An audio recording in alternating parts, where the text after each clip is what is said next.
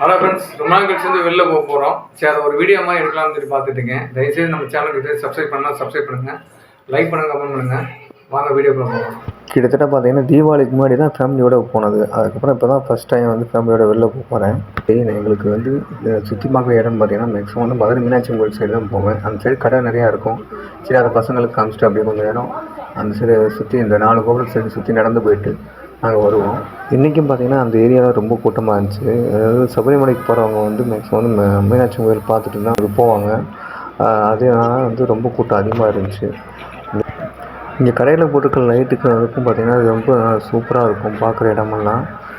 அப்படியே நாங்கள் மீனாட்சி கோயில் அந்த தெற்கு போகிற சைடு போய் நாங்கள் எப்போ இங்கிட்டு போனோம்னா அங்கே வந்து ஒரு 10 ரூபா ஐஸ்கிரீம் கடை இருக்கும். அங்கே தான் நாங்கள் ஐஸ்கிரீம் வாங்கி சாப்பிடுவோம்.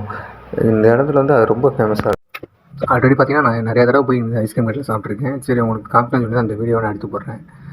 இது பார்த்திங்கன்னா கரெக்டாக நம்ம எங்கே இருக்குன்னா மதுரை மீனாட்சி கோயிலுக்கு தெற்கு கோபுரத்துக்கு அப்படியே ஆப்போசிட்டில் இருக்குது. கடை பேர் பார்த்திங்கன்னா அப்சரா ஐஸ்கிரீம்ஸ். இங்கே வந்து வெறும் 10 ரூபாய்க்கு வந்து ஐஸ்கிரீம் கொடுக்குறாங்க. இது டேஸ்ட் வந்து உண்மைக்கே ரொம்ப நல்லாயிருக்கு. நீங்களும் அந்த பக்கம் போனீங்கன்னா ஒரு தடவை போய் டேஸ்ட் பண்ணி பாருங்கள். உண்மைக்கே வந்து டேஸ்ட்டு வேறு லெவலில் இருக்குது.